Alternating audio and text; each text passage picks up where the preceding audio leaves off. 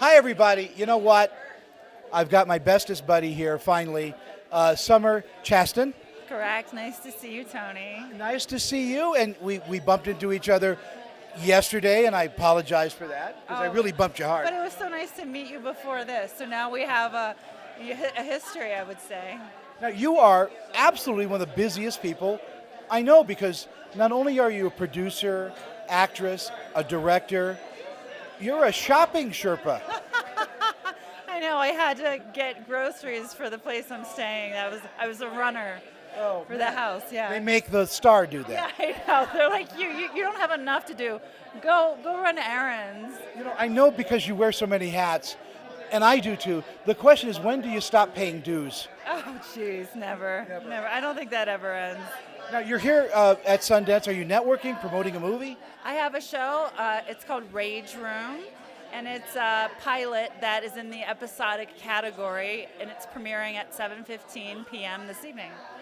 You're here just prior to that, so I'm your good luck charm. That's right. It's you, and then I hit the deck, and As it should be. yeah, exactly. I'm your favorite interviewer so far, by the way. Yep. So tell me, is it hard to put together? I mean, going from movies to series and things like that, thinking an episodic has got to be harder. It is, and I really find the more that I do this, I had another series that is out, and it's called Namaste Bitches. It's about the underbelly of the yoga world. It's a very popular series. But I find that going along, it's almost like you have to get to the end to really finesse the beginning, like in the pilot. And the pilot of Rage Room today is what we're showing. So, yeah. And I think serial television, I mean, episodic television, because it's changed so much since the days where you just had episodes that were independent. These are linked in some way. Exactly. So there's a through line, there's a whole story that keeps going. It's just not, today this character has this happen, and then we're, repeating a comic, So framework. When you're doing that type of thinking and screenwriting and plotting and producing, do you go back and look at what other people do? I mean, do you take hints from other episodics? Definitely. I definitely do that, and in some of my favorite television shows, and tonally, but I also really look at the structure of feature-length storytelling, because a lot of the times one season of an episodic, like half-hour show can be similar to the length of, a long feature. Do you look at some movies that are like independent films and go, that really is crying out to be an episodic? It's got so much in it that you're trying to, this should be an episodic. It's interesting because with episodics, you have a clear end with also usually some sort of hook for the next episode. So I don't really see features in that way. I see them more as the structure of the journey of the characters, and not chopping a feature up. But I see how the character can keep living, keep growing, keep coming up against obstacles. And they have to remain true. Exactly, believability, yeah. Which goes back to my favorite episodic in recent years, because of the brilliance of how it was done, was How I Met Your Mother. Because they kept going to different episodes, but they had to film.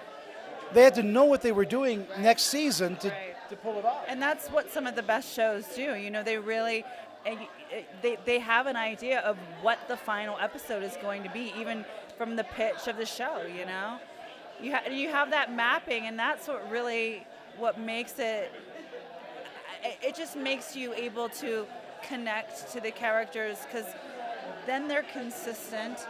Then the story, you can always fall back on.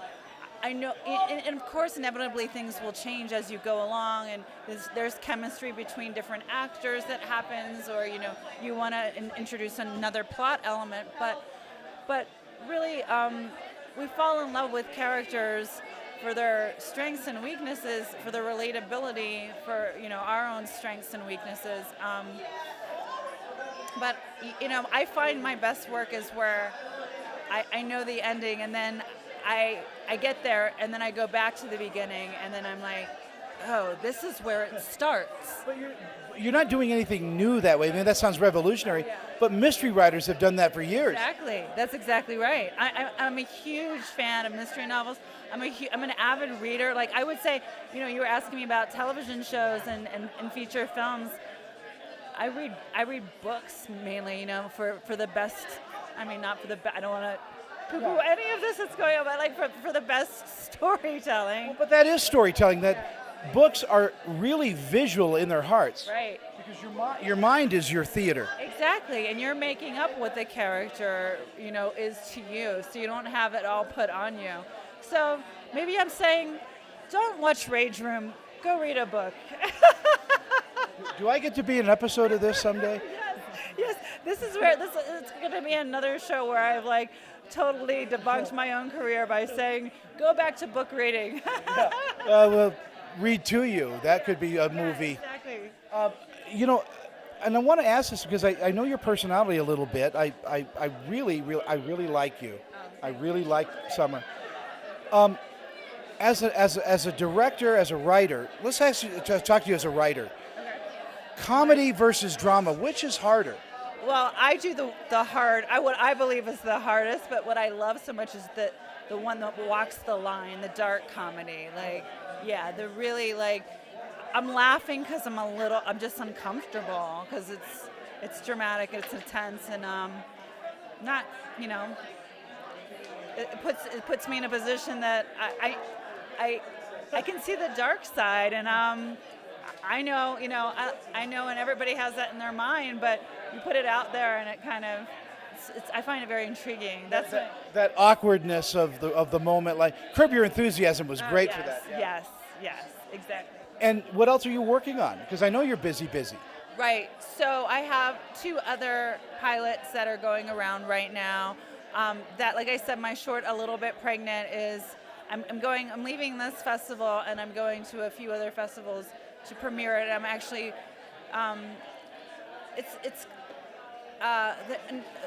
this one, okay, Rage Room is also at other festivals, so I'm like, which one are we talking about? Yes, and Namaste Bitches is still being shopped out right now. So. And you have the podcast and the commercial ventures where you're running Disneyland. So there. Exactly. I also have a used car lot that I take care of and manage. We're going to talk later.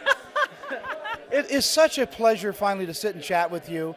And after reading about you on IMDb a little bit, I'm such a big fan of yours. Thank you so much, Tony. It's so great to talk to you.